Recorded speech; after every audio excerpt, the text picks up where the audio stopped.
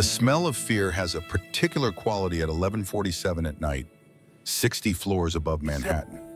It mingles with the scent of expensive cologne and aged whiskey, creating something Sarah Mitchell would remember for the rest of her life.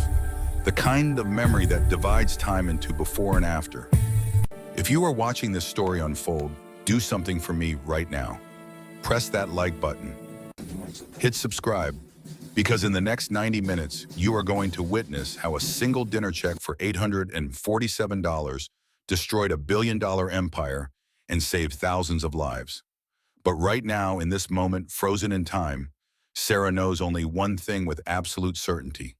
Her father died for the truth she is about to speak. Her hand trembles as she grips the pocket watch. The engraving catches the light from the floor to ceiling windows. Do no harm, followed by her father's name. Dr. Robert Mitchell, the year 1985 etched beneath it. Her knuckles have gone white from the pressure. The metal grows warm against her palm. The office door opens without a sound. Expensive hinges never announce themselves. The man who enters fills the doorway despite the 12-foot height of the frame. Marcus Cole stands 6 feet 3 inches tall, but the space around him seems to compress. To acknowledge his presence the way gravity acknowledges mass, his white dress shirt has the sleeves rolled to his elbows. No tie, no jacket. The Patek Philippe on his wrist catches the ambient light from the city below, scattering tiny diamonds of reflection across the glass walls. His eyes are the color of steel. Not metaphorically, actually steel. The kind of blue-gray that machinists see in freshly cut metal before oxidation dulls the surface. Those eyes find hers and hold. "Miss Mitchell," he says. His voice is lower than she expected. Quieter. The kind of quiet that makes you lean in to hear, that commands attention through subtraction rather than addition. "We need to talk about what you just found in my father's files." The screen cuts to black. White letters appear against the darkness. Clean, stark, unforgiving.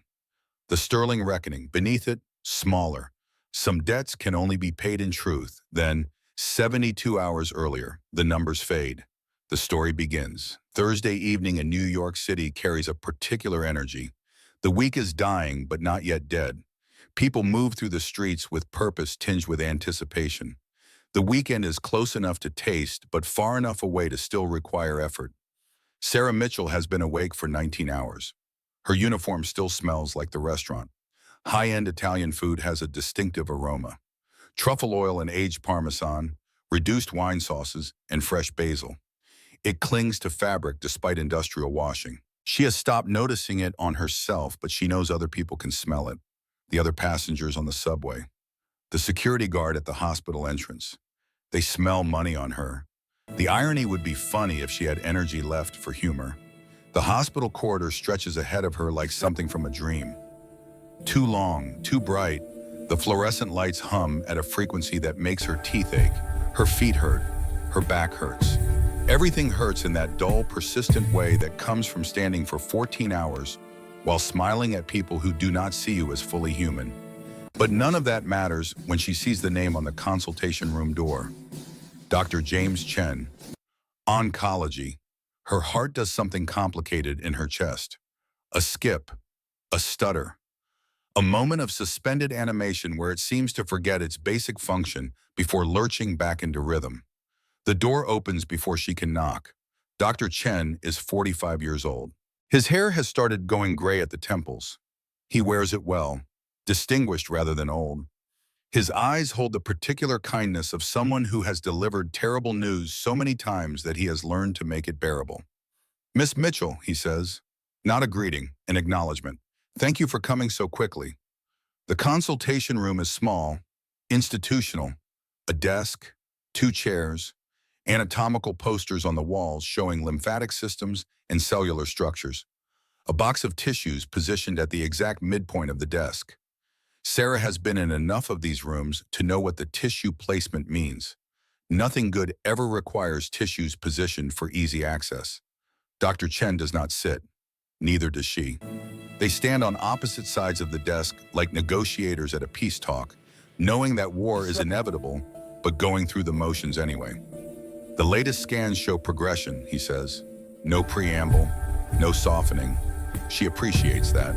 The leukemia is advancing faster than we anticipated. Lily needs to begin aggressive treatment within 3 weeks. The protocol I am recommending costs approximately $340,000. Her insurance will cover 40%. The mathematics happen automatically. Years of medical school training, even incomplete medical school training, leave permanent marks. Her brain calculates while her heart tries to process. $204,000 out of pocket. She has $8,000 in savings. The room tilts slightly. The walls seem to breathe. But then something clicks into place. The old training, the muscle memory from Johns Hopkins before everything fell apart. She straightens. Her mind sharpens. 3 weeks, she says. Her voice sounds steadier than she feels. 21 days. If I can get the money by then, what are her survival odds? Dr. Chen's expression shifts. Recognition. Respect. He remembers now. She was not always a waitress.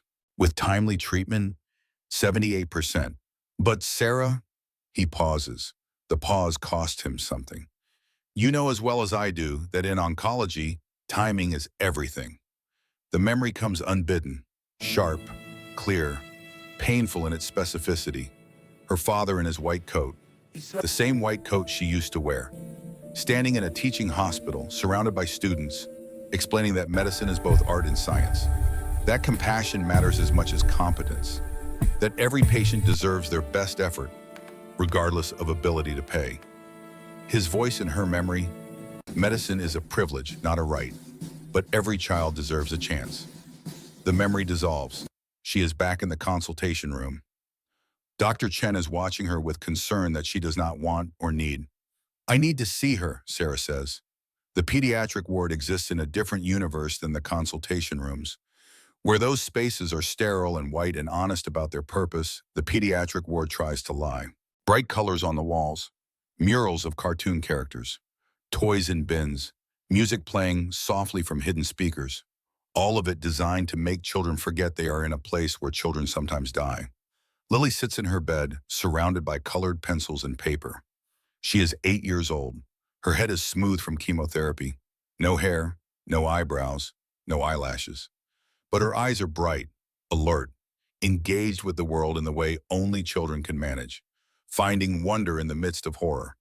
She is drawing a picture. Sarah approaches slowly, carefully, the way you approach something precious and fragile that might shatter if you move too quickly. Hey, baby, she says softly. Lily looks up. Her smile could power cities, could light the dark spaces where hope goes to die, could make you believe that everything might actually be okay. Sarah, look what I drew. She holds up the paper. 3 figures rendered in crayon. A woman, a small girl, and a third figure sketched more lightly, as if the artist was uncertain about committing it to permanence. A man in a white coat with a stethoscope around his neck. That's us, Lily explains, pointing. You, me, and Daddy. Dr. Chen says Daddy is in heaven watching over us. The pain in Sarah's chest is physical, actual, real in a way that defies description. 7 years. 7 years since her father died. 7 years since the night his car went off that bridge. 7 years of believing he had made a mistake, that the guilt had driven him to suicide, that somehow the tragedy was preventable if only someone had seen the signs. 7 years of being wrong about everything. She kneels beside the bed, pulls Lily into a hug, breathes in the hospital smell mixed with the strawberry shampoo they use on the children, holds on perhaps a moment too long. It's beautiful, baby. Daddy would love it. I'm going to give it to him when I see him, Lily says. Then with the straightforward logic of 8-year-olds, but Dr. Chen says I need medicine first, good medicine, so I can get better and draw more pictures. Sarah's throat closes. She cannot speak, cannot breathe, cannot think. I promise, she manages finally, I promise I will find a way. The promise hangs in the air between them, heavy, binding, the kind of promise that changes the trajectory of lives. She does not know yet that the way to keep this promise is already waiting for her, that it will come in the form of a man she has never met, a man who is, at this exact moment, standing in his office 60 blocks north, staring at a city he owns but cannot feel, wondering if there is any point to any of it. The contrast between Sarah's world and Marcus Cole's world is not subtle. It is a chasm, a gulf, an unbridgeable distance that makes mockery of phrases like, "We are all equal." Her studio apartment in Brooklyn costs $1,800 per month and measures 400 square feet. The refrigerator contains leftover Chinese food 3 days past safe consumption, expired milk, a half-empty jar of peanut butter. Bills cover the kitchen counter in sedimentary layers. Student loans, hospital bills, rent, utilities. Each one a small stone added to a mountain of debt that will never stop growing. She changes into her work uniform. Black slacks, white shirt, the Pinnacle logo embroidered on the left breast. The fabric is high quality. The restaurant insists on it. Appearances matter when you serve people who consider $800 a reasonable price for dinner. Meanwhile, across the city, in a penthouse that costs more than most people earn in a decade, Marcus Cole prepares for the same evening. His closet is larger than Sarah's entire apartment. 30 Tom Ford suits hang in perfect alignment. 20 pairs of John Lobb shoes rest on individual pedestals. The organization is not compulsive, it is simply efficient. When you are worth $4.3 billion, you do not waste time deciding what to wear. His butler, a man named James, who has worked for the Cole family for 30 years, prepares the evening's selection. A Brioni tuxedo in midnight blue, $8,000 of Italian craftsmanship, a Turnbull and Asser shirt, French cuffs, sapphire cufflinks that once belonged to his father. The watch goes on last, always last. The Patek Philippe Sky Moon Tourbillon, $1.2 million. But the price is irrelevant. This watch was his father's, the last gift before the cancer took him, before Marcus learned what death looks like up close, before he understood that all the money in the world cannot buy back a single second of lost time. He checks the watch now, an unconscious gesture. His fingers touch the cool metal of the case. He breathes, continues dressing. The penthouse has floor-to-ceiling windows overlooking Central Park. 4,500 square feet of space designed by architects whose names appear in museums. Art on the walls worth more than small countries' GDP. Furniture that requires appointments to purchase. It is beautiful, empty, silent. His phone rings. The screen displays a single word. Mom. His finger hovers over the accept button, then moves to decline. This is the fourth time this week he has avoided her call. The fourth time he has chosen silence over connection. The fourth time he has proven that success and happiness are not synonyms. The intercom buzzes. "Mr. Cole," his assistant's voice filters through the speaker. Professional, efficient, carefully neutral. "Your 8 o'clock reservation at the Pinnacle is confirmed. Mr. Sterling will meet you there." Marcus's jaw tightens at the name. Victor Sterling, his father's old business partner, his mentor. The man who taught him everything about building an empire and nothing about being human. "Cancel Sterling," Marcus says. "I will go alone." The decision is impulse, instinct. The kind of choice that seems meaningless in the moment, but later reveals itself as the hinge on which entire lives turn. He does not know that going alone tonight will be the best decision of his life. He does not know that the woman who will change everything is already at the restaurant, tying her apron, checking her reflection in the polished surface of a serving tray, preparing for another night of invisible labor. The universe moves in strange ways. Chaos theory suggests that a butterfly's wings in Brazil can cause a tornado in Texas. Tonight, in New York City, a canceled dinner companion will cause an earthquake that brings down empires. But that comes later. For now, Marcus Cole stands at his window and looks down at the city he conquered. 10 million people below him. 10 million lives being lived. 10 million stories unfolding. And not one of them cares whether he lives or dies. The thought should depress him. Instead, it creates a hollow space in his chest. An absence. A void where something else should be, but is not. He thinks of his father's last words. The hospital room, the machines, the smell of approaching death mixed with antiseptic. Build something that matters, son, not just something that makes money. 23 years ago, He was 19. His father was 46. Cancer does not care about your plans. Marcus built an empire. Sterling Industries, pharmaceuticals, medical devices, research, development. The company now employs 40,000 people, generates 17 billion in annual revenue, saves lives, extends lives, makes the unbearable bearable. But does it matter? He does not know, cannot know. The question has no answer because the man who could answer it is 23 years dead. Marcus turns from the window, picks up his briefcase. Tom Ford leather, $3,000, contains nothing essential, just the appearance of purpose. He leaves the penthouse, takes the private elevator to the garage, slides into his car, Mercedes S-Class, $200,000 of German engineering, drives through the city toward a restaurant he has been to 100 times, toward a woman he has never met, toward the moment that will split his life into before and after. The Pinnacle occupies the 60th floor of a building in Midtown Manhattan. Getting there requires passing through 3 separate security checkpoints, providing identification, being verified against the reservation list, having your coat checked by a professional who has perfected the art of making you feel both welcomed and evaluated. The elevator is glass. It rises on the outside of the building, providing views of the city as you ascend. The effect is deliberately dramatic. By the time you reach the 60th floor, you have been reminded of your elevation, your removal from the ordinary world, your entry into a space where normal rules do not apply. The restaurant itself is a study in controlled opulence. 20-foot ceilings, crystal chandeliers worth $500,000 each, floor-to-ceiling windows on 3 sides providing panoramic views of Manhattan, tables spaced 10 feet apart to ensure conversations remain private, acoustic panels hidden in the ceiling to dampen sound without deadening it.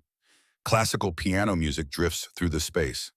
A Steinway Model D in the corner, played by a man who studied at Juilliard and chose this over concert halls because the pay is better and the hours more reasonable. The dress code is enforced absolutely. Black tie required, no exceptions.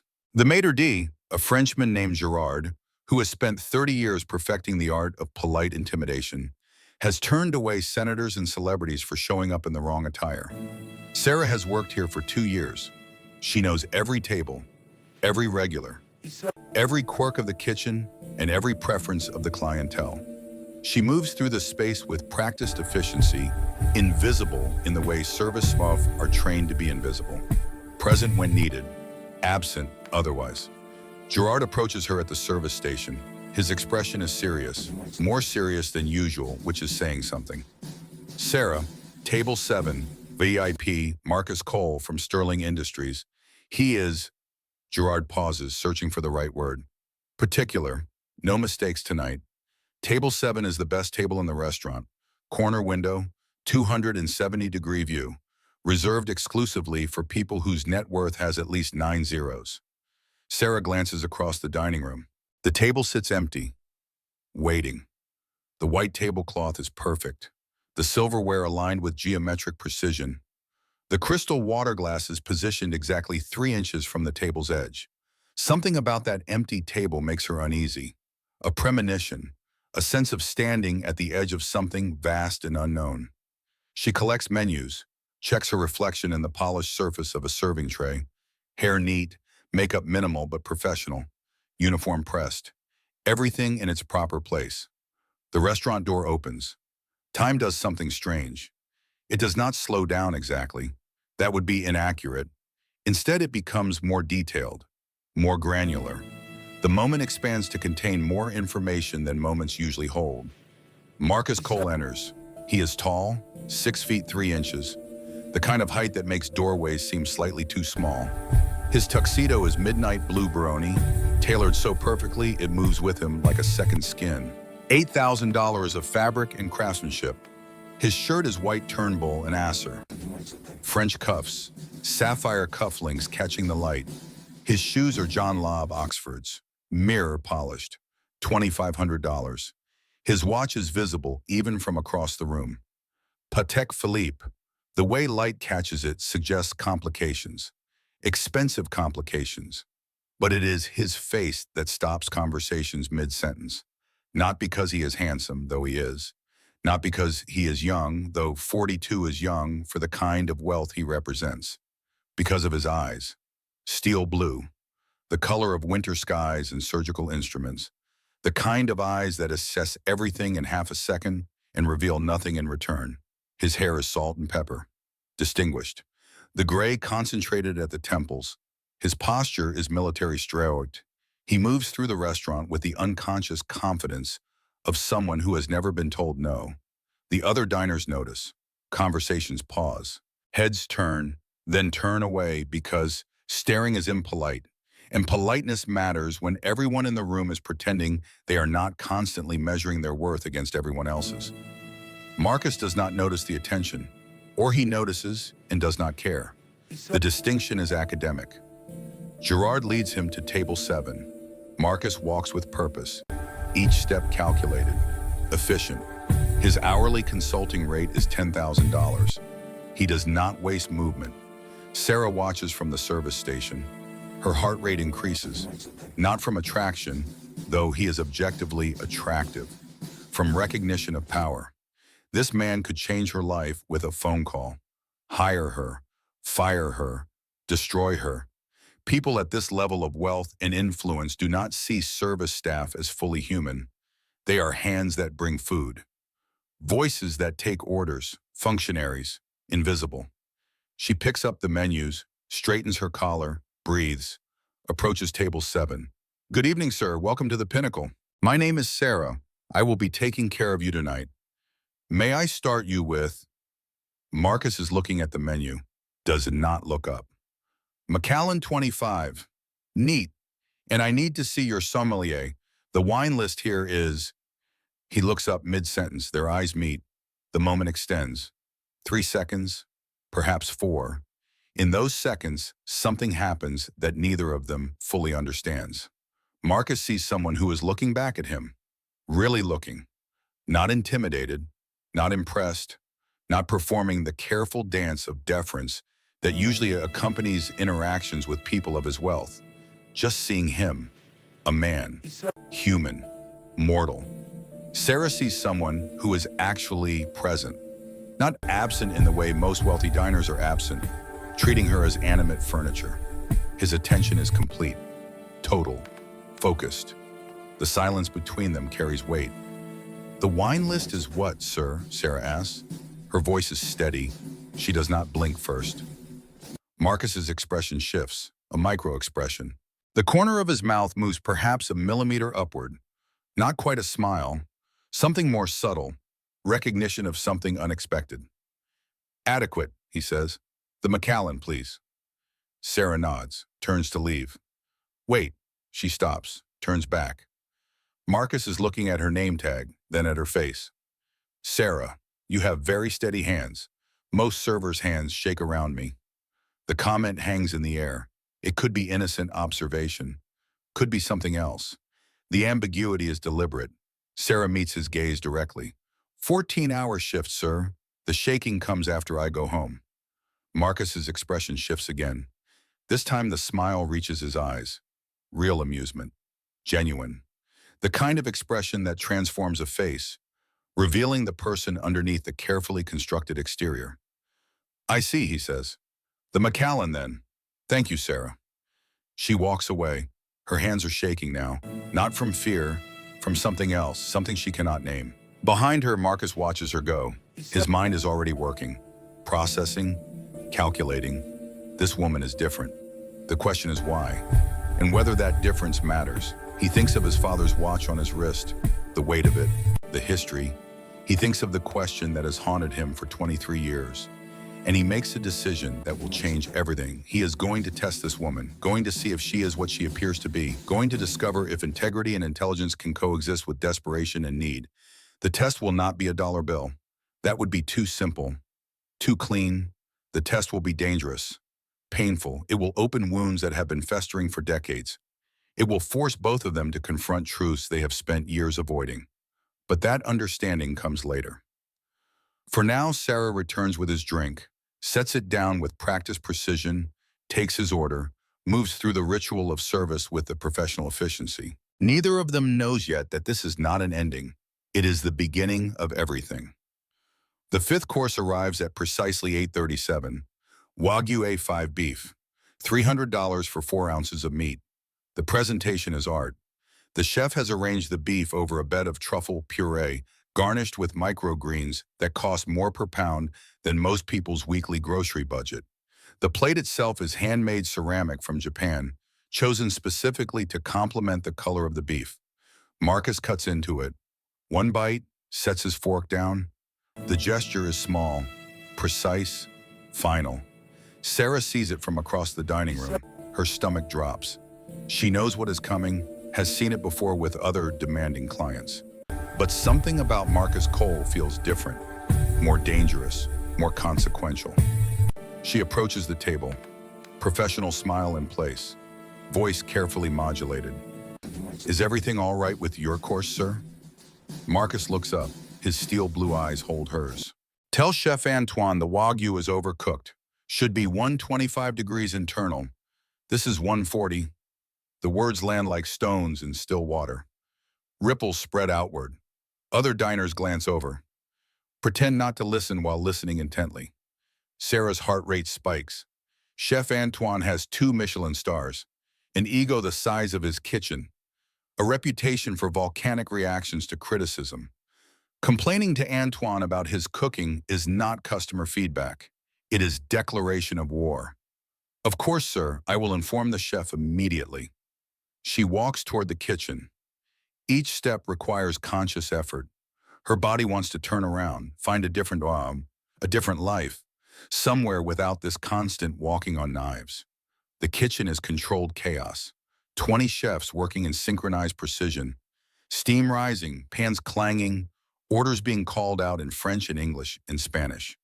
The heat is oppressive, the noise overwhelming. Chef Antoine stands at the central station, plating a dish with the concentration of a neurosurgeon.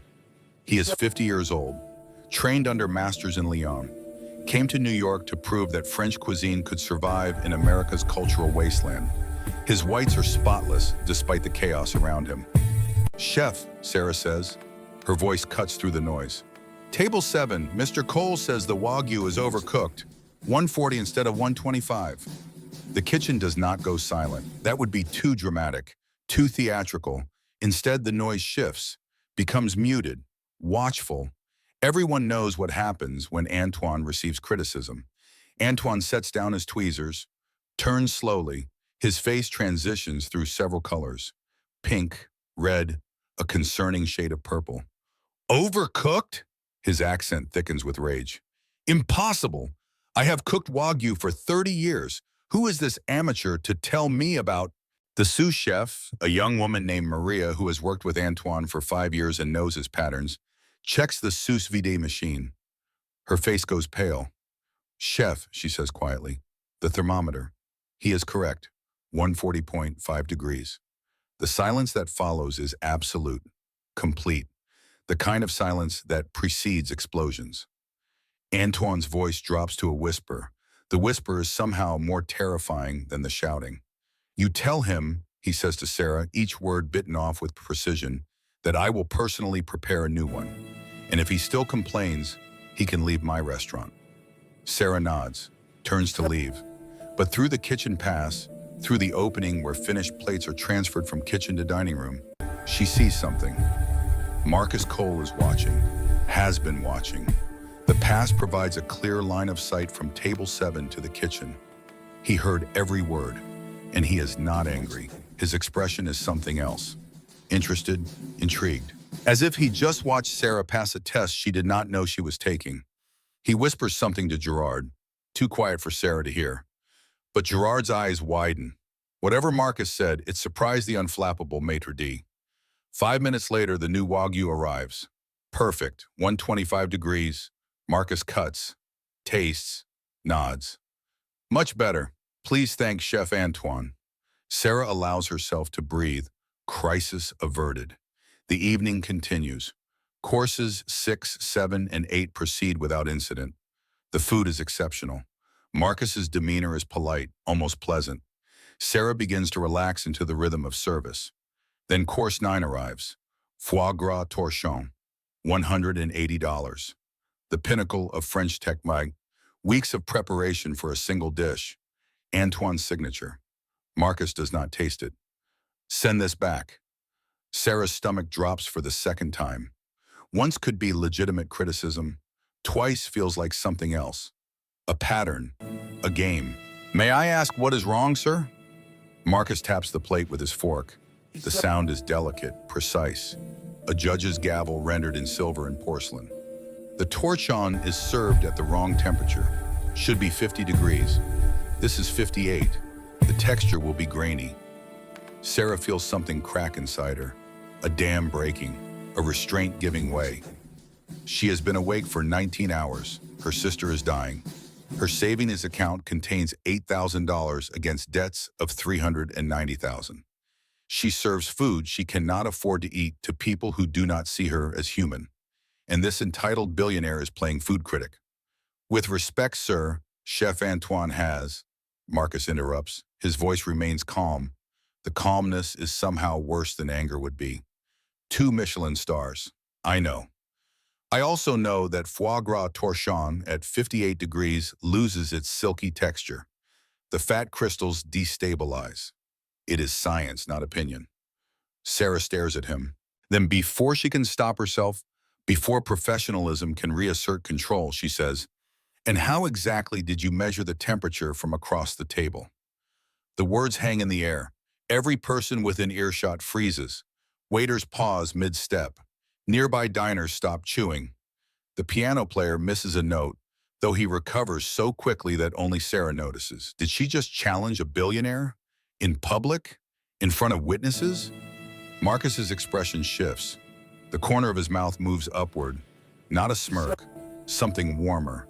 More genuine. I did not, he says, but you are about to. There is an infrared thermometer in your service station. Check it. Sarah stares at him for 3 heartbeats. 4. Then walks to the service station, grabs the thermometer they use for food safety checks, returns to table 7, points it at the foie gras. The digital readout appears, 58.3 degrees Fahrenheit. She looks at Marcus. He is watching her with the same expression. Interested, evaluating, waiting to see what she does next. You are right, she says finally. I know. Sarah turns to leave. No. She stops, turns back. Marcus leans back in his chair. The movement is casual. The casualness is deliberate. I do not want another one. I want to see what you do next. The statement is not a request, not quite a command. Something in between. A test disguised as a question, disguised as an observation. Sarah makes a decision, the kind of decision that defines character, shows what someone is made of when the easy path and the right path diverge. Then I recommend we move to course 10. The palate cleanser will reset your taste for the desserts. Marcus studies her.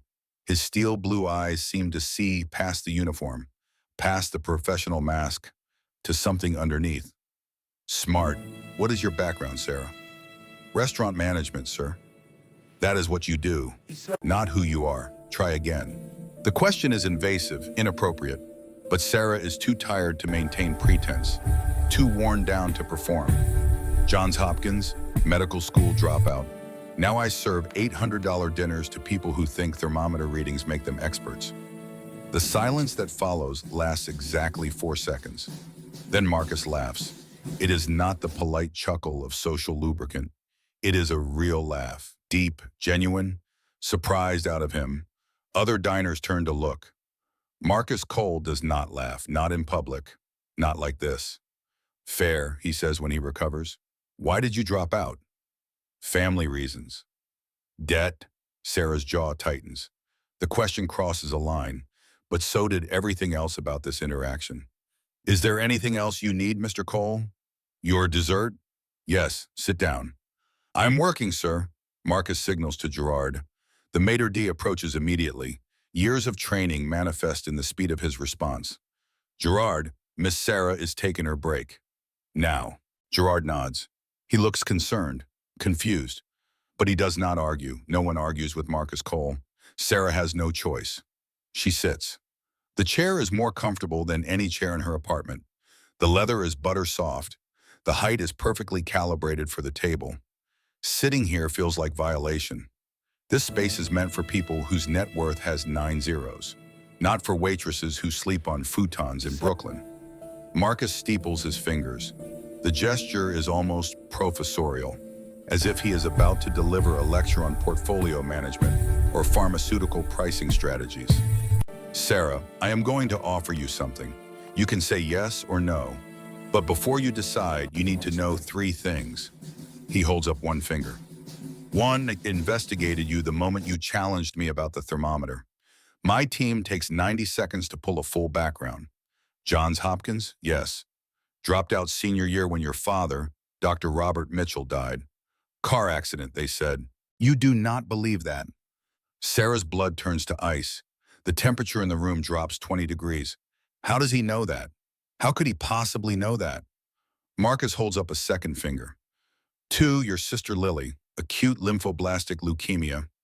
You need $204,000 in 3 weeks or she does not get treatment. You have 8,000. The world tilts. Sarah grips the edge of the table. The room spins. This is not possible. This information is private. Medical records are protected. How does this man know her sister's diagnosis? Her financial situation? The exact parameters of her desperation? Marcus holds up a third finger. 3, I can give you that money tonight. All of it, plus 100,000 extra for your student loans. Deposited in your account within 1 hour. Sarah cannot breathe, cannot think. The offer is impossible. No one gives $304,000 to a stranger, not without wanting something, not without demanding payment in return. Her voice comes out as a whisper. What do you want? Marcus reaches into his jacket pocket, removes an envelope, sets it on the table between them. The envelope is manila, standard, unremarkable except for the stamp across the front. Confidential Sterling Industries. Your medical expertise and your silence. For 72 hours. For what? My father died 23 years ago, cancer, or so we thought. Open this. Sarah's hands shake as she opens the envelope. Inside are medical records. Old, photocopied, but comprehensive. She scans them. The medical school training activates. Pattern recognition, diagnostic thinking, pharmacological knowledge, pancreatic cancer diagnosis. Stage 3, treatment protocol initiated.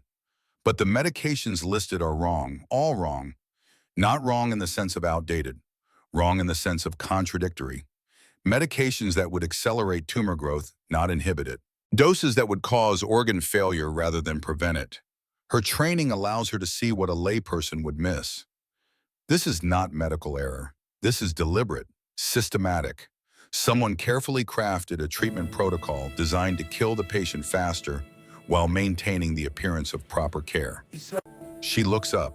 Her face must show her realization because Marcus nods. This was not treatment, Sarah says. Her voice is hollow. This was murder. Someone deliberately gave him medications to kill him faster. Exactly, and I need to know who and why. You have 72 hours to analyze every medical record in that file. Find me proof, find me a name. Why me? You could hire anyone. But could I trust them? Marcus leans forward. His intensity increases. You challenge me tonight. Most people are too intimidated. You are not. That tells me you have integrity. And I need someone with integrity for this. Because if I am right, he pauses. The pause carries weight. The person who killed my father still works for me, and they have been poisoning my company for 23 years. Sarah looks at the envelope, looks at this man. Powerful, dangerous, but in his eyes she sees something familiar. Grief, the same grief she carries. The grief of losing a father to something that feels wrong, unjust, preventable. Her phone buzzes, a text message from the hospital. Lily asking for you, Dr. Chen. $304,000. Lily lives or walk away, Lily dies. The mathematics are brutal, absolute, without mercy.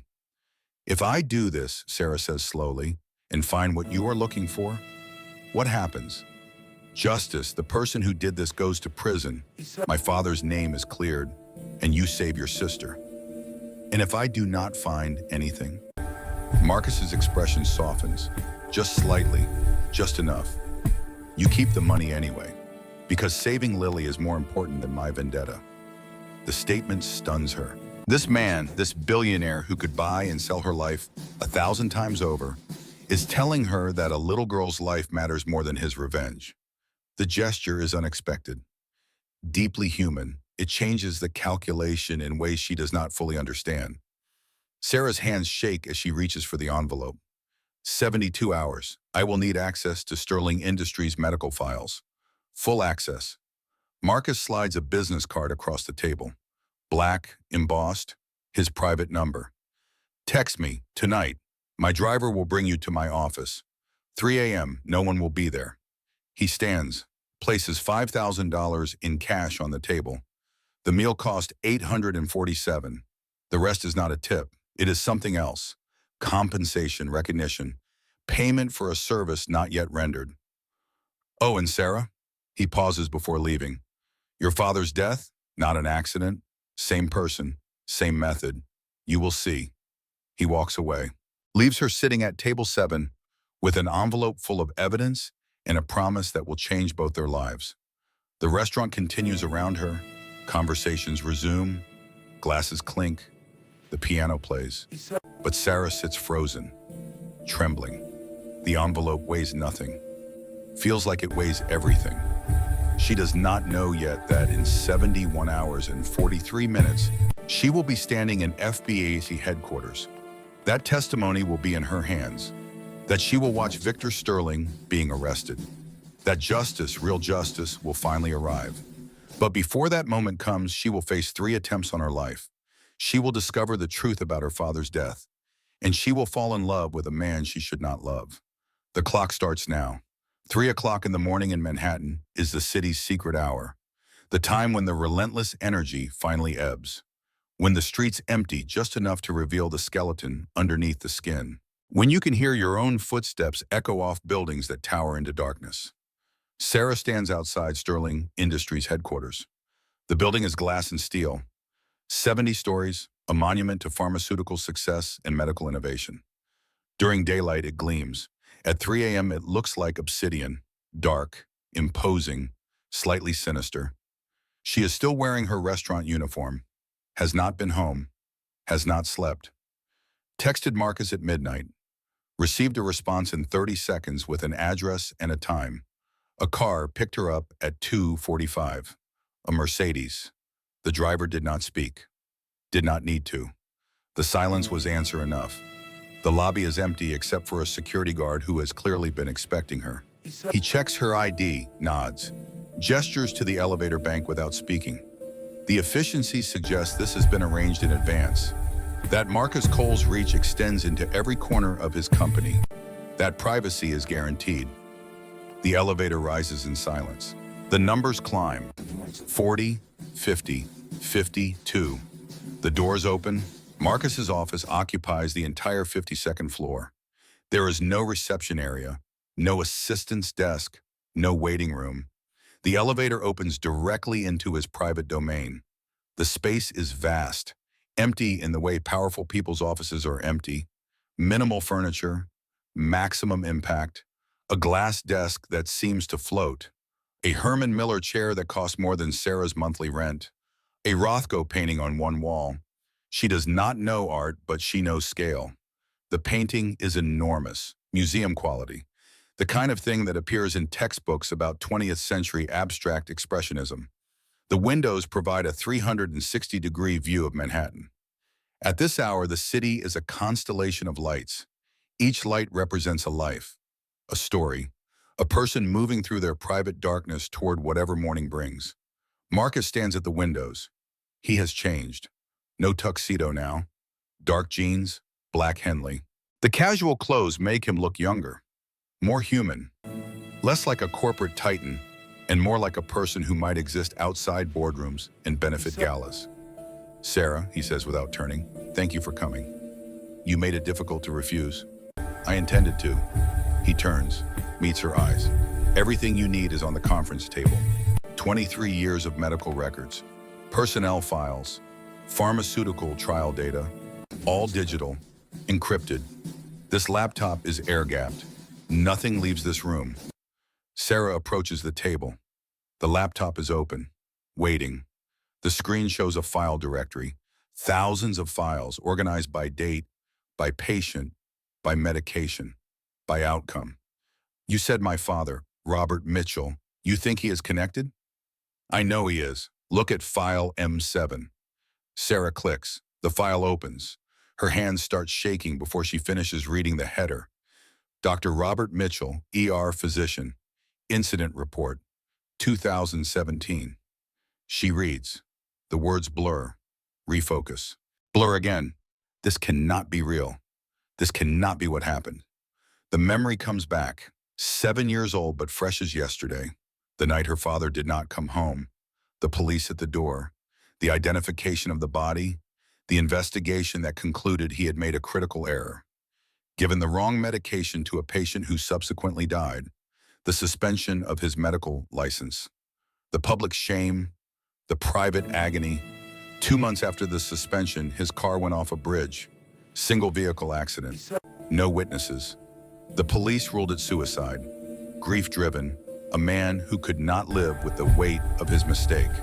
But the file on the screen tells a different story. The timestamps do not align. Her father logged the correct medication at 9:14 p.m. The system shows a change at 9:17 p.m. 3 minutes later, after her father's shift ended, someone with administrative access altered the medication order. Made it look like Robert Mitchell had prescribed the wrong drug. The patient died. Robert Mitchell was blamed. And the truth was buried in server logs that no one thought to check. Sarah stands, walks to the window, presses her forehead against the glass. The city blurs through her tears. 7 years. 7 years of believing her father had made a mistake. 7 years of carrying guilt. Wondering if she could have prevented it. If she had called him that night. If she had been there. If. 7 years of being wrong about everything. The patient, Marcus says quietly. He has moved closer, not touching her, but present. Victor Sterling's nephew. Drug overdose from counterfeit pain medication. Medication Sterling Industries was testing illegally. Your father found out. So they framed him. Drove him to suicide. Sarah cannot speak. Cannot breathe. The pain in her chest is physical. Actual. A crushing weight that makes her knees buckle. Marcus catches her, his hands on her shoulders, steady, grounding. I am sorry, he says. I know this is... Sarah turns, wipes her eyes. Her voice comes out fierce, angry, determined. Give me 48 hours. I will find you every single piece of evidence, and then I want that bastard to burn. Marcus nods. Good, because I need one more thing from you. What? He hesitates. The hesitation is uncharacteristic. Marcus Cole does not hesitate, does not show uncertainty. But right now, in this moment, he looks vulnerable. Come work for me. Not as a waitress, as my personal medical consultant. $200,000 per year salary. Full benefits for Lily's treatment. You live in my guest penthouse. 24/7 access to these files. You help me build this case. Sarah stares at him. Why would you? Because I trust you. And trust is worth more than money. Will you do it? This is the moment, the decision point. The fork in the road where one path leads to safety and the other leads into unknown territory filled with danger and possibility in equal measure. Sarah thinks of Lily, drawing pictures in a hospital bed, waiting for medicine that will never come unless Sarah finds $300,000. She thinks of her father, driving off that bridge, believing he had failed. Believing the lie they told about him. She thinks of this man in front of her, this complicated, wounded billionaire offering her everything she needs and asking for the one thing she has left, her integrity, her intelligence, her willingness to step into his world and help him find truth in the darkness. I will do it, she says, but on one condition. Name it. When we find who did this, to your father, to mine. We do not just ruin them financially, we put them in prison. Real prison. Federal. Marcus extends his hand. Deal. She takes it. His hand is warm. calloused in unexpected places. The handshake lasts 1 second longer than professional. Both notice, both release. Something passes between them in that moment. Not attraction, not yet, but recognition. Two damaged people with a common enemy and a common cause. The foundation of something that could become partnership, could become trust, could become more than either of them is ready to name. There is one more thing, Marcus says. You will have security with you 24/7. Agent Torres, she is FBI, embedded undercover. She will pose as your assistant. FBI, you are already working with them? For 3 years. Victor Sterling does not know, but we are close. And now with you, he pauses. We can finish this. Sarah nods, sits down at the laptop, begins clicking through files. Her medical training activates. Pattern recognition, diagnostic thinking, the ability to see connections that others miss. Marcus watches her work, sees the transformation. The waitress persona drops away. Underneath is the doctor she almost became. Brilliant, focused, capable. He made the right choice bringing her in. He does not know yet that in 14 hours someone will try to kill her, that the security camera he believes is secure has been compromised.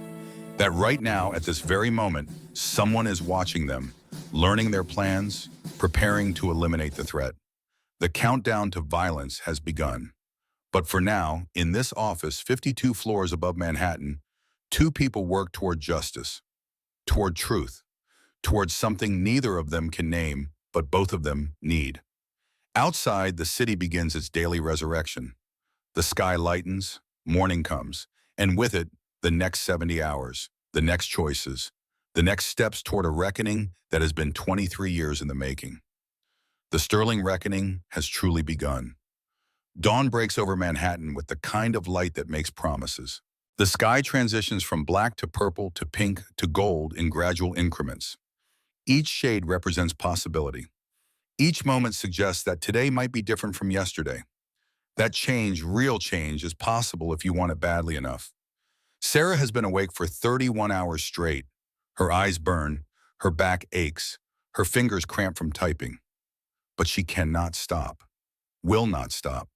The files on Marcus's laptop contain a story, a conspiracy, a pattern of deliberate medical malpractice spanning 2 decades.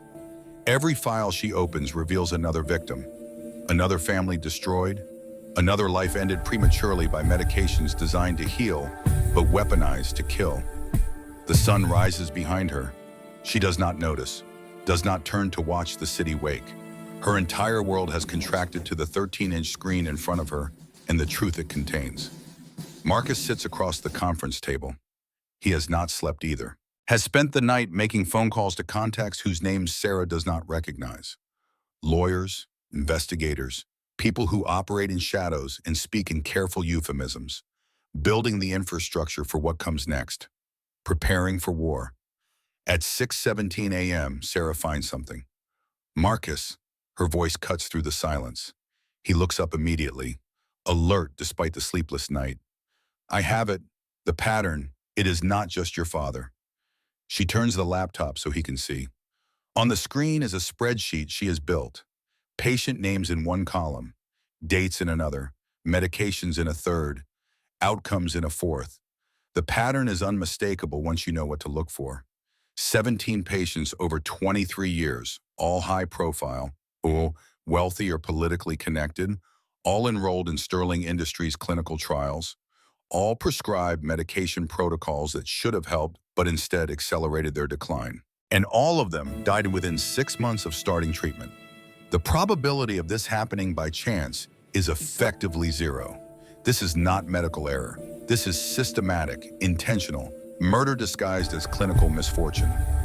Marcus studies the spreadsheet. His face shows nothing. But Sarah has spent enough hours with him now to recognize the micro expressions, the tightening around his eyes, the slight tension in his jaw, the way his right hand curls into a fist. Who benefits? He asks. His voice is quiet, controlled. The quietness is dangerous. That is what I cannot figure out. Your father owned the company. These patients were paying customers. Their deaths cost Sterling Industries millions in lost revenue and potential lawsuits. There is no financial motive. Then what motive? Sarah leans back, rubs her eyes, tries to think through the exhaustion. Control, maybe? These patients were all people with influence. Senators, CEOs, media executives. What if someone wanted them gone? What if Sterling Industries was being used as a weapon? A way to eliminate threats that looked like natural causes. Marcus stands, walks to the windows. The sun is fully up now. The city below is in full motion. 8 million people starting their day, going to work, drinking coffee, complaining about subway delays, living their lives in blessed ignorance of the darknesses that exists in spaces like this. In decisions made in corner offices 52 floors above the street. We need more, he says finally. This shows the pattern, but not the perpetrator. We need to know who gave the orders, who altered the treatment protocols, who has administrative access to these files. That will take time, days, maybe weeks. Marcus checks his watch. The Patek Philippe catches the morning light, his father's watch. The weight of it on his wrist is a constant reminder of why this matters, why they cannot stop, why justice delayed is justice denied. Then we start now, he says, but first you need to do something for me. What? You need to meet your sister, and I need to meet her too. The request surprises Sarah. Why would Marcus Cole, billionaire CEO, want to meet an 8-year-old girl dying of leukemia? What possible interest could he have in Lily? But she is too tired to question, too wrung out to analyze motives. She nods. They take his car. The Mercedes glides through morning traffic with the serene indifference of expensive engineering. Sarah sits in the passenger seat, watching the city pass. Everything looks different now. Sharper, more real, as if the sleepless night has stripped away some protective layer between her and the world. Marcus does not speak during the drive. His hands rest on the steering wheel at 10 and 2. Perfect position. His attention is complete. Total. Even in something as mundane as driving, he brings absolute focus. The hospital parking garage is underground. Fluorescent lights flicker. The smell is antiseptic mixed with exhaust. They take the elevator to the pediatric ward. Sarah has made this journey hundreds of times, knows every turn, every corridor, every elevator button to push. But having Marcus beside her changes it, makes it unfamiliar, as if she is seeing it for the first time through someone else's eyes. The pediatric ward is quiet this early. Visiting hours have not officially begun, but the nurses know Sarah. Wave her through. Do not question the tall man in the expensive casual clothes who follows her like a shadow. Lily is awake, sitting up in bed, drawing, always drawing. Her bald head catches the morning light coming through the window. She looks fragile, breakable, but her eyes are bright, alert, engaged with the world in the way only children can manage. She looks up when Sarah enters. Her smile could power the eastern seaboard. Sarah, you came early today. I brought someone to meet you, baby. Lily's attention shifts to Marcus. She studies him with the unfiltered directness of children. No social pretense, no polite fiction, just pure observation. You are very tall, she announces. Marcus smiles. The smile transforms his face, erases years, reveals the person he might have been if life had been kinder. I am, he agrees, and you are very talented. He nods at the drawing. Lily looks down at her work, then back up at him. Do you want to see? Very much. Lily holds up the paper. It shows 3 figures holding hands. A woman, a small girl, and a tall man. The woman and girl are rendered in bright colors. The man is sketched in pencil, lighter, less certain, as if Lily was not sure whether to commit him to permanence. That is Sarah, she points. That is me, and that is you. Sarah's throat closes. How did Lily know? How could she possibly know that this man would be important? That he would matter? That he would change everything? Marcus kneels beside the bed, brings himself down to Lily's eye level. The gesture is unconscious, natural, the body language of someone who knows how to make children feel safe. Thank you for including me, he says quietly. I am Marcus. I am Lily. I have leukemia. The statement is matter of fact, clinical. She has heard the word enough times that it has lost its terror, become just another adjective describing her current state, like having brown eyes or being left-handed. I know, Marcus says, and I am going to help your sister make sure you get better. With medicine? With medicine. And other things? What other things? Marcus glances at Sarah, then back at Lily. Justice, he says. Sometimes people get sick because other people made bad choices. I am going to make sure those people answer for what they did. Lily considers this, her 8-year-old brain processing concepts too heavy for childhood. Like superheroes? Something like that. Sarah says superheroes are not real. Sarah's very smart, but maybe she is wrong about this one thing. Lily grins, then with the casual acceptance of children who have spent too much time in hospitals, she asks, "Can you stay? Dr. Chen is coming soon. He is nice, but his stories are boring. Do you have better stories?" Marcus settles into the chair beside the bed, his $3,000 jeans on institutional furniture, his $1 million watch next to a child's water cup. The juxtaposition should be absurd. Instead, it feels right, natural. I know a few, he says. Once upon a time, there was a king who had everything but was happy with nothing. Sarah watches from the doorway, watches this powerful man tell stories to her dying sister, watches Lily laugh, watches the morning sun paint them both in gold. Something shifts inside her, something she has kept locked away since Michael died, since her father drove off that bridge, since she learned that the world is cruel and justice is rare and good things do not happen to people like her. The shift is small, subtle, but irreversible. She is in trouble, deep trouble, the kind that changes everything. 3 weeks pass in a blur of activity.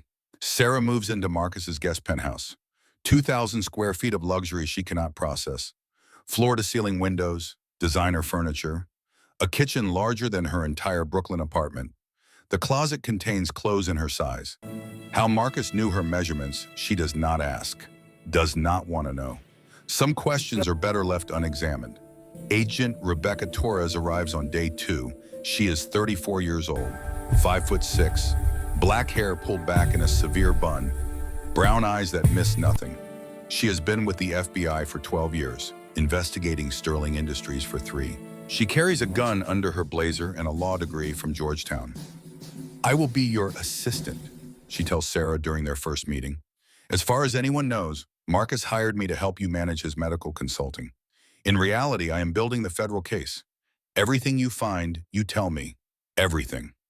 Sarah nods. The partnership feels surreal. Yesterday, she was serving pasta to investment bankers. Today, she is working with the FBI to bring down a pharmaceutical empire. The investigation consumes her. She and Marcus work 18-hour days, analyzing files, cross-referencing patient records, building timelines, identifying suspects. The list of people with administrative access to medical files is surprisingly short. 7 people, all senior executives, all with decades of loyalty to Sterling Industries, all except one, Victor Sterling himself, chairman of the board, Marcus's mentor, the man who took over the company after Marcus's father died, who guided the young, grieving heir through the transition, who helped build Sterling Industries into a $17 billion enterprise. The evidence points to him, not conclusively, not yet, but the pattern is there. Every altered file was changed from his administrative account. Every suspicious death occurred during clinical trials he personally oversaw. Every victim had one thing in common beyond their wealth and influence. They had all, at some point, threatened Sterling Industries' profitability. A senator who wanted to regulate drug pricing, a journalist investigating clinical trial safety, a rival CEO planning a hostile takeover, an FDA inspector who found concerning data. All dead within 6 months of becoming problems. The motive is not greed, it is control, the elimination of threats, the protection of an empire built on the graves of inconvenient people. Sarah presents her findings to Marcus on day 19. They are in his office. The sun is setting. The city below transitions from day to night. The lights come on building by building, a million artificial stars being born. Marcus reads her report in silence. His face shows nothing. But Sarah has learned to read the micro-expressions, the slight tension in his shoulders, the way his breathing changes, the unconscious touching of his father's watch. "Victor," he says finally. Not a question, a statement, an acknowledgement of something he has suspected but hoped was not true. "The evidence is circumstantial," Sarah admits. "A good lawyer could argue coincidence, claim his account was hacked, suggest someone else had access, but the pattern is unmistakable." "How many people has he killed?" 17 that I can prove. Probably more. The files only go back 23 years. Sterling Industries has existed for 50. Marcus stands, walks to the window, looks down at the city his father's company helped build. The lives saved by medications developed here. The good done alongside the evil. The complexity of institutions and the people who run them. "My father trusted him," Marcus says quietly, "considered him a friend, left me in his care, and he murdered him. We do not know that for certain, not yet. I cannot prove Victor was the one who altered your father's treatment protocol, only that someone with his access level did. It was him. How do you know?" Marcus turns from the window. His steel blue eyes are cold, certain, final. "Because I know Victor Sterling. I have worked with him for 23 years, learned from him, trusted him, and I have seen how he operates. He eliminates problems. That is what he does. That is who he is. My father was about to discover something. I do not know what, but it was enough to make Victor act, enough to kill for. What do we do? We finish this. We find proof that will stand up in federal court, and then we watch Agent Torres arrest him." Sarah nods. They return to work. But something has changed. The investigation is no longer abstract, no longer about justice in the general sense. It is personal, specific, about two fathers killed by the same man, about two families destroyed, about debts that can only be paid in truth. Meanwhile, another timeline progresses in parallel. Marcus has not abandoned his plan to open a new restaurant. Serafina, the legitimate business that will prove he can build something good, something that matters beyond quarterly earnings reports and pharmaceutical patents. He asks Sarah to help manage it, not because she has experience, she does not, but because he trusts her judgment, wants her perspective, needs her to be part of this new thing he is creating. Sarah meets with Chef Antoine, learns about cuisine and kitchen management and the 1,000 details that separate excellent restaurants from merely good ones.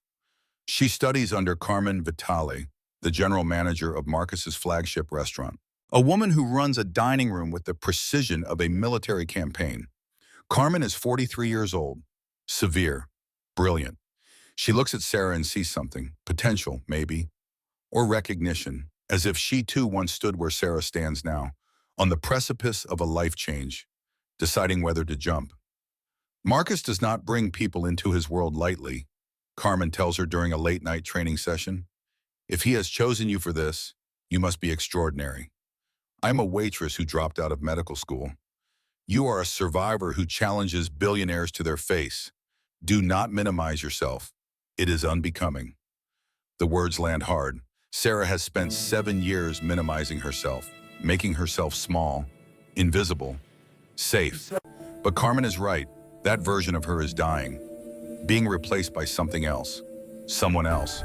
A woman who works with the FBI, who manages restaurants, who sits in corner offices and demands justice. The transformation is terrifying and exhilarating in equal measure. 3 weeks after that night at the Pinnacle, Serafina opens. Opening night is controlled chaos.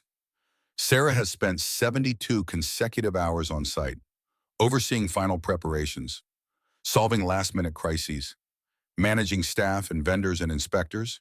She has not been this exhausted since her residency at Johns Hopkins. But the exhaustion is different, purposeful, in service of something that matters. The restaurant is beautiful. Marcus spared no expense. Soaring ceilings, exposed brick, custom lighting that makes the space feel both intimate and grand. Floor-to-ceiling windows providing views of the meatpacking district. The open kitchen gleaming with stainless steel. Every detail perfect. Sarah stands in the center of the empty dining room at 4 p.m., 2 hours before first seating. Her heart pounds, her hands shake. She has a senator coming tonight, 2 Michelin-starred chefs, 4 restaurant critics, No margin for error, no room for mistakes. Marcus appears beside her. When did he arrive? She did not hear him.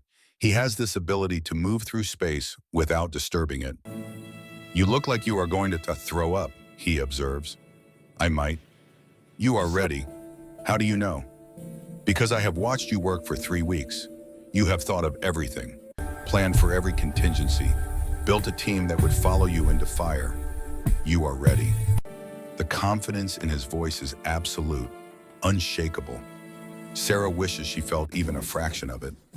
What if I am not? She asks quietly. Marcus reaches out, adjusts the collar of her black dress. His fingers linger perhaps a moment too long. The touch is gentle, deliberate, intimate in a way that makes her breath catch. Then you improvise. That is what makes you good at this. You do not freeze under pressure. The heat of his touch radiates through the thin fabric. 3 weeks of late nights, close proximity, shared purpose. The professional boundaries have been eroding slowly, steadily, neither of them acknowledging it, both of them feeling it. A crisis interrupts the moment. Chef Antoine bursts through the kitchen doors. His whites are already splattered with sauce. His face is red. The foie gras, the supplier, he sends the wrong... Marcus's hand drops from Sarah's collar. The moment breaks. Reality reasserts itself. Fix it, Marcus says calmly. His eyes never leave Sarah's face. She will help you find an alternative. It is a test. Opening night. 2 hours to service. A crisis that could derail everything. Marcus is watching to see what she does, how she handles pressure, whether she can lead. Sarah takes a breath, pushes aside the confusion his proximity always creates, switches into problem-solving mode. Antoine, what did we get instead of the foie gras? Duck liver, common, pedestrian, unacceptable. Can you make a parfait, something that elevates it? Antoine's eyes narrow, considering, calculating. Perhaps with cognac, with black truffle to enhance the... Show me. She follows him into the kitchen, leaves Marcus standing in the dining room, but she feels his eyes on her, the weight of his attention, the belief he has in her ability. By 6 p.m., the crisis is solved. Chef Antoine has created a duck liver parfait with cognac and black truffle that may actually be better than the original plan. By 6:30, the staff is in position. By 6:45, Sarah is near the kitchen entrance, watching the dining room fill with New York's elite and wondering if she is going to hyperventilate. Marcus appears at her elbow, 2 glasses of champagne in hand. He has been greeting guests near the entrance, playing the gracious owner. But now he is here with her. Breathe, he says. If I start breathing, I will remember to panic. Then panic later. Right now, trust that you have done everything right. He hands her the champagne. Their fingers brush. The contact sends electricity up her arm. She has stopped pretending these reactions are meaningless. Stopped lying to herself about what is happening between them. 3 weeks of proximity, shared mission, mutual respect growing into something more. Something neither of them has named, but both of them feel. She sips the champagne. The bubbles are sharp, perfect. She watches Marcus over the rim of the glass. He is watching her back. To Serafina, he says, raising his glass, and to the woman who made it possible. The toast hangs between them, heavy with implication. The glasses touch, delicate chime. They drink, the moment extends. Neither wants to break it. Then a crash from the dining room shatters everything. Table 7, a waiter, one of Sarah's newer hires, has dropped an entire tray of appetizers. Scallops and microgreens scattered across the floor. White porcelain shattered into abstract patterns. The waiter stands frozen, horrified. Every eye in the restaurant turns. This is it. Opening night disaster. The story that will make tomorrow's reviews. Serafina opens with literal crash. The headline writes itself. Then Marcus does something Sarah will remember for the rest of her life. He laughs, not a polite chuckle, a real, genuine laugh that carries across the dining room with infectious warmth. Well, he calls out, his accent thickening slightly with amusement. At least we know the scallops are fresh enough to bounce. The tension shatters like the porcelain. A few guests chuckle, then more. Within seconds, the entire dining room is laughing with him. The potential disaster transforms into charming anecdote. The crashed plates become evidence of authenticity. Real service in a real restaurant where real things sometimes go wrong. Marcus moves smoothly into the space, helps the mortified waiter collect the broken porcelain, turns crisis into connection, makes 50 strangers feel like they are part of something rather than witnesses to failure. No harm, he assures the table. His smile is devastating. Genuine. Your appetizers will be out in 5 minutes. On the house, naturally. And I promise we will be more careful with delivery. By the time he returns to Sarah, the incident has already transformed into dinner party story. The night Marcus Cole serves scallops with gravitational assistance. The anecdote they will tell friends for years. How did you do that? Sarah breathes. Marcus shrugs, sets down the broken porcelain he collected. People forgive mistakes if you handle them with grace. They remember how you made them feel, not what went wrong. Sarah stares at him. This man who commands empires and runs restaurants with equal skill, who reads rooms like conductors read scores, who just saved their opening with a laugh and a joke and the confidence to make embarrassment seem intentional. Thank you, she says quietly. Do not thank me yet. The night is not over. But the night is perfect. Service flows like water. Chef Antoine's food is transcendent. Every plate a work of art. The wine pairing sublime. The atmosphere exactly what Sarah envisioned. Elegant but not stuffy. Exclusive but not pretentious. By 10 p.m., Sarah stops holding her breath. By 11, she is watching the dining room with something close to pride. Senator Morrison wants to meet her. Marcus brings him over. The senator is exactly what Sarah expected. Silver-haired, commanding presence. The kind of handshake that broadcasts power. Ms. Mitchell, this is exceptional, he says. I have eaten at every notable restaurant in this city. Serafina is already among the best.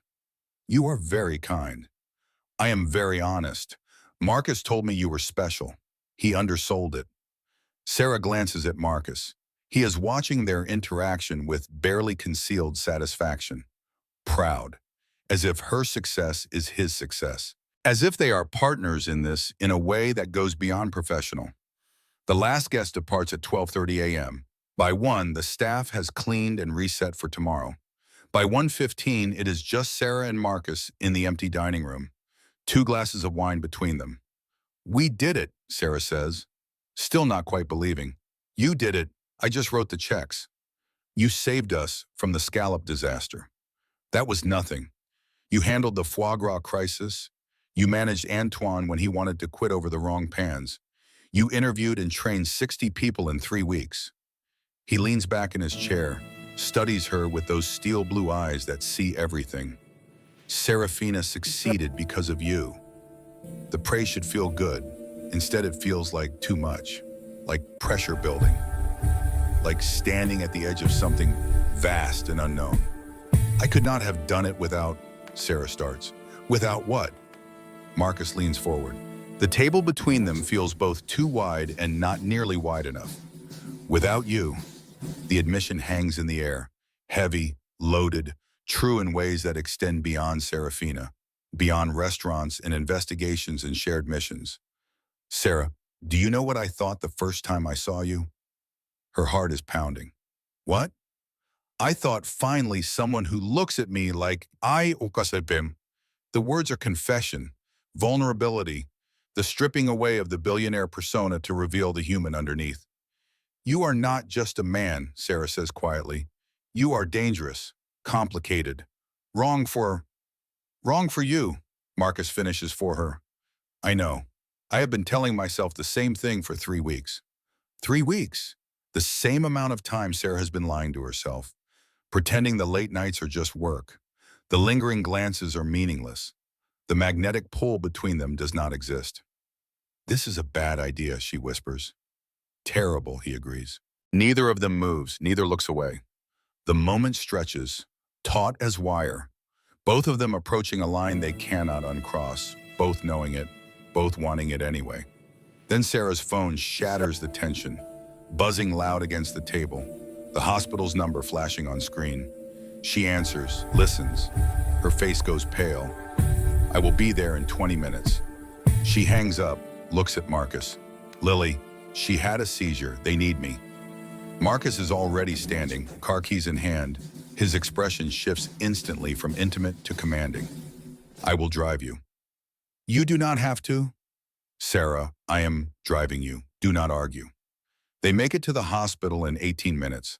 Marcus's Mercedes eating up the distance while Sarah sits rigid in the passenger seat, terrified, helpless, hating the feeling of having no control. Marcus does not try to reassure her with empty platitudes, just drives. One hand on the wheel, the other reaching across the center console to rest on hers. Warm, solid, present. They reach the pediatric ward. Dr. Chen is waiting. His expression is grave. Lily is stable now. The seizure was a complication from the leukemia progression. We need to start aggressive treatment immediately. We cannot wait the 3 weeks we discussed. Sarah's world tilts. How immediately? Tomorrow. The protocol we discussed. $340,000. I have the money. Sarah's voice is steady despite the terror. Marcus gave it to me. Start treatment as soon as possible. Dr. Chen nods, squeezes her shoulder. Leaves to make arrangements. Sarah turns to Marcus. He has been standing slightly behind her, a silent support. Thank you, she says. The words are inadequate, insufficient, but she has nothing better. Come on, Marcus says gently. Let us go see her. Lily is awake, groggy from medication but smiling when she sees them. She looks so small in the hospital bed, so fragile. Sarah's heart cracks. Sarah and Marcus! You came together, like in my drawing. We came together, Marcus confirms. He sits in the chair beside her bed, takes her small hand in his large one. How are you feeling, little one? Sleepy. Dr. Chen says I am going to get special medicine tomorrow. Strong medicine to help me get better. The best medicine, Sarah says. You are going to fight this, and you are going to win. Lily nods. Her eyelids are heavy, fighting to stay open. Will you tell me another story, she asked Marcus, about the king?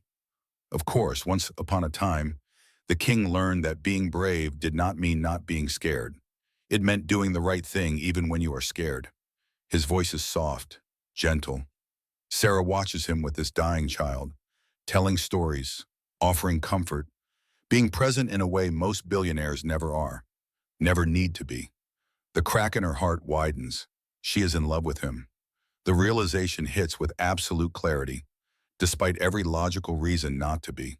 Despite the complications, despite knowing he lives in a world of darkness and violence and choices she does not fully understand, she loves him. And judging by the way he looks at her when Lily finally falls asleep, he loves her too. They do not speak of it during the drive back to his penthouse. Do not acknowledge the shift, but it exists between them now, undeniable, unavoidable. 2 weeks pass. Lily begins treatment. The medications are brutal. She loses the little remaining strength she had. But the cancer responds. The blood tests show improvement. Dr. Chen is cautiously optimistic. Sarah and Marcus fall into a rhythm. Days at Sterling Industries building the case against Victor. Evenings at Serafina managing the restaurant's early success. Nights visiting Lily at the hospital. The three of them becoming something like a family. Unconventional. Unplanned, but real. The investigation progresses. Torres confirms their findings, agrees the evidence points to Victor Sterling, begins building the federal case, coordinating with prosecutors, preparing for arrest warrants. Everything is falling into place. Justice is coming. Lily is responding to treatment. Serafina is a success. For the first time in 7 years, Sarah allows herself to hope. Then she finds the invoices. It is a Thursday afternoon, 2 weeks after opening night. Sarah is in her office at Serafina reviewing vendor accounts, making sure payments are processed correctly. The kind of tedious administrative work that comes with management. She clicks on the premium beverage supply file, their wine distributor, exclusive partnership. All of Serafina's wine comes through them. The numbers are wrong, not dramatically wrong, just off, as if someone added an extra zero to several line items. She checks previous months. The pattern is consistent. Payments inflated by 10 to 15%, routed through an account she does not recognize. then apparently returned to Serafina's main account with the correct amounts. Her medical training activates pattern recognition, diagnostic thinking, the ability to see what should not be there. This is money laundering, clean money going out, dirty money coming back, all disguised as legitimate business expenses, using her restaurant, her beautiful, perfect, legitimate restaurant, as a washing machine for criminal proceeds. The realization hits like physical blow. This is what Marcus does, what she knew he did abstractly, in some other part of his life separate from Serafina, from her, except it was never separate, had never been separate. She was so stupid. Her phone buzzes, text from Marcus. Dinner tonight? There is something I want to discuss. Sarah stares at the invoices, at the evidence of his deception, at proof that everything he told her about Serafina being completely legitimate was a lie. She types back with shaking hands. My office, 8 p.m. 7 hours to decide what to do with this information. 7 hours to choose between her integrity and a man she absolutely, terrifyingly loves. The choice should be easy, clear, obvious, but nothing about Marcus Cole has ever been simple. She sits at her desk until the sun goes down, until the city lights come on below, until the weight of the decision crushes the breath from her lungs. At exactly 8 p.m., her office door opens. Marcus enters carrying takeout from their favorite Thai place, wearing a soft smile that makes him look younger, vulnerable. You have been working too hard, he says. When is the last time you ate a real meal? Sarah cannot return his smile, cannot pretend, cannot maintain the fiction. We need to talk. His expression shifts, reading her tone, the careful walls going up. What is wrong? She slides the invoices across the desk. He looks at them for a long moment. His face goes carefully blank, the expression he wears when thinking fast, calculating, deciding how much truth to reveal. Sarah, do not, her voice is sharper than intended, do not insult me by pretending this is something else. I know what this is. Marcus sits down slowly, his eyes never leaving hers. What do you think it is? Money laundering, using premium beverage as a front to clean money through Serafina's accounts. You told me this place would be completely legitimate. You lied. The accusation hangs between them. Heavy, final. The end of something that barely had time to begin. Marcus leans forward, his intensity radiating across the desk. I did not lie. Serafina is legitimate. Every dollar we earn is clean. But yes, I am using the vendor relationships to move other money through the system. The confirmation feels like betrayal, like the ground opening beneath her feet. You used me, she says. The words come out smaller than she wants. You brought me in, made me believe we were building something honest. And you were using me the whole time. No, Marcus stands, starts pacing. I brought you in because I needed someone I could trust, someone who would run this place with integrity, someone who would not compromise. And yet you compromised it. Sarah stands too, needs the height, the distance. You turned my restaurant into part of your criminal empire. Your restaurant? His voice takes on an edge. Sarah, I built this. I financed it. I own it. You manage it. The words land like a punch, reminder of the power differential. The reality beneath the partnership. He is the boss. She is the employee who got ideas above her station. Right, she laughs, bitter, hollow. How could I forget? You are the billionaire. I am just the waitress you rescued, the charity case who should be grateful. That is not what I meant. Then what did you mean? Explain to me how using my restaurant to launder money is not betraying everything you said Serafina would be. Marcus stops pacing, faces her directly, his jaw tight, his eyes blazing with frustration. You want the truth? Fine. Yes, I am using vendor relationships here to move money, small amounts, carefully structured, nothing that would ever implicate you or Serafina directly. But the restaurant itself, every reservation, every meal, every dollar we earn, completely clean. That is not the point.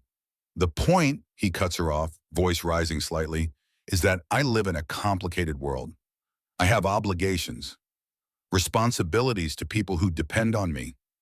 I cannot just walk away from that because I want to build restaurants. Sarah feels her heart breaking, actually breaking. The pain is physical, real. This man she loves, this complicated, brilliant, damaged man, he is exactly what she knew he was, exactly what she tried not to see. Then you should not have told me this was different. You should not have made me believe. Believe what? He moves closer, too close. Close enough that she can see the storm in his eyes.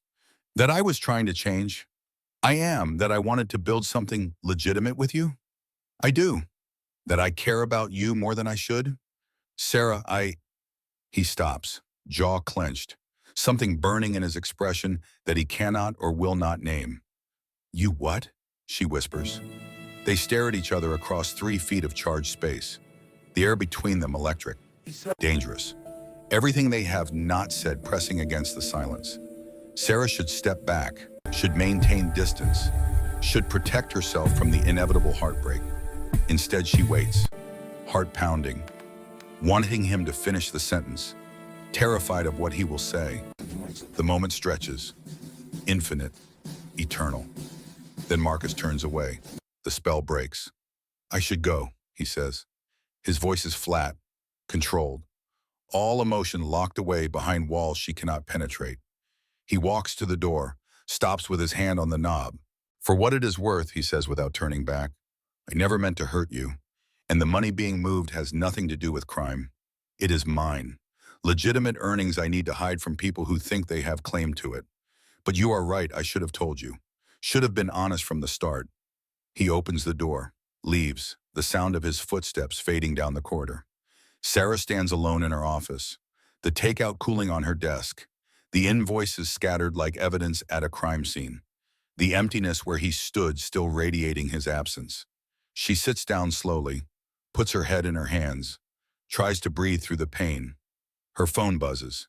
Text from Agent Torres. Need to talk. Now, we have a problem. Sarah closes her eyes. The hits keep coming, one after another. No time to recover, no time to process. She texts back, where? The response is immediate. Your apartment, 1 hour, come alone. You are being watched. The words send ice through her veins. Being watched. By who? Victor Sterling? Someone else? How long? She grabs her coat, leaves through the service entrance, takes 3 separate taxis to make sure she is not followed, arrives at her building in Brooklyn 45 minutes later, runs up the stairs instead of taking the elevator, unlocks her door with shaking hands. Agent Torres is already inside, waiting in the darkness. How did you? Sarah starts. FBI, Torres says simply. We need to talk about Marcus Cole and what you just found in those invoices, because that money is not what you think it is, and the danger you are in is much worse than money laundering. She pulls out a laptop, opens files, shows Sarah photographs, security camera footage, bank records. The story they tell is not the one Sarah expected. Not at all. And when Torres finishes explaining, when the full truth finally emerges, Sarah understands 2 things with absolute clarity. First, she has been wrong about almost everything. And second, the real danger is just beginning. Agent Torres closes the laptop. The images on a screen tell a story Sarah never expected. Bank records, wire transfers, timestamps that align with every suspicious death in Sterling Industries files. But the account holder is not Victor Sterling. It is his son, Richard Sterling, 42 years old, VP of Pharmaceutical Development. The man Sarah met once at a board meeting. Quiet, unassuming, invisible beside his father's larger-than-life presence. Richard has been systematically killing people his father considered threats, Torres says. Not for money, for approval. Every victim was someone Victor mentioned wanting gone. Richard made it happen. Spent 23 years trying to earn his father's respect by becoming a murderer. Sarah's stomach turns. Does Victor know? We believe so, but we cannot prove he ordered the killings. Richard acted independently. Victor just provided the targets through casual conversation. Plausible deniability. And the money laundering Marcus is doing? Torres almost smiles. Not laundering, protection. Marcus discovered the pattern 6 months ago. started moving his personal assets through obscure channels so Richard could not access them. He has been working with us the entire time, building the case. The invoices you found? That was Marcus creating a paper trail we could use in court. He wanted you to discover it, wanted you to confront him, needed to know if you would choose integrity over love. The words hit like electricity. He tested me. He trusted you. There is a difference. Sarah sits in darkness, processing. Marcus is not a criminal. He is bait. The investigation is not new. It is 6 months deep. Everything, the job offer, the partnership, the proximity, was designed to build a case against Richard Sterling while protecting her from knowing too much. Until now. What happens next, she asks. Tomorrow morning, 8 a.m. we arrest Richard Sterling. Marcus will testify. You will testify. Dr. Chen will testify. We have 17 murders, 23 years of evidence, and a pharmaceutical conspiracy that reaches board level. This is the largest medical fraud case in FBI history. Torres stands, moves to the door. Get some sleep. Tomorrow changes everything. She leaves. Sarah sits alone in her apartment, pulls out her phone, texts Marcus. I know. The response is immediate. I am sorry. Come over. 20 minutes later, he is at her door. No driver, no car. He walked, jeans and a jacket, hair slightly wet from rain she did not notice starting. They stand in her doorway, 1,000 words hovering unspoken. I should have told you, he says finally. You were protecting me. I was protecting the case and myself. I'm a coward, Sarah. I wanted you close but kept you distant. Gave you pieces of truth but never the whole. I tested you because I do not know how to trust without testing. My father died because he trusted the wrong person. I will not make that mistake again. So you made me fall in love with a lie. The words hang between them. First time either has said it, love. Marcus's expression cracks. Not a lie. Everything I feel is real. Everything we built is real. Serafina, the investigation, us. I just could not tell you the whole truth until I knew you would choose right over easy. And now? Now I am asking you to forgive me, to stay, to see this through. He takes her hands, his grip warm, certain. Tomorrow we put Richard Sterling in prison. We clear both our fathers' names. We save Lily. We prove that justice, real justice, still exists. He pauses. And then, if you still want me, I am yours. Completely. No more secrets, no more tests. Just us. Sarah looks at this man. Complicated, damaged, brilliant. Hers. Come inside, she says. He does. That night they do not make love. They sit on her futon, his arm around her shoulders, her head on his chest, listening to rain, waiting for morning, for justice, for the reckoning that has been 23 years coming. At 7:58 a.m., FBI agents enter Sterling Industries headquarters. At 8:02, Richard Sterling is arrested. At 8:15, the news breaks. By 9 a.m., Marcus and Sarah are at the hospital. Lily is awake, drawing. The treatment is working. The cancer is responding. She will live. Marcus kneels beside her bed. I told you, superheroes are real. Lily grins, hands him a new drawing. 3 figures, holding hands, a family. I drew us again, but this time everyone is in color, because nobody is fading away anymore. Sarah's throat closes. Marcus's hand finds hers, squeezes. 3 months later, Victor Sterling resigns in disgrace. Sterling Industries is restructured. Marcus becomes chairman. His first act is creating the Robert Mitchell Foundation, medical research funding for hospitals serving underprivileged communities. 6 months later, Lily is in remission. 1 year later, Marcus proposes. Sarah says yes. 2 years later, they marry in a small ceremony. Lily is flower girl. Dr. Chen attends. Agent Torres sends champagne. 5 years later, they have a son, named Robert, after both their fathers. The Sterling reckoning is complete. Justice was served. Love was earned. And 2 people who started with a test at a restaurant table built something neither expected. A family, a legacy, A future where the sins of fathers do not define the children, where courage matters more than money, where dignity, real dignity, has no price. The end.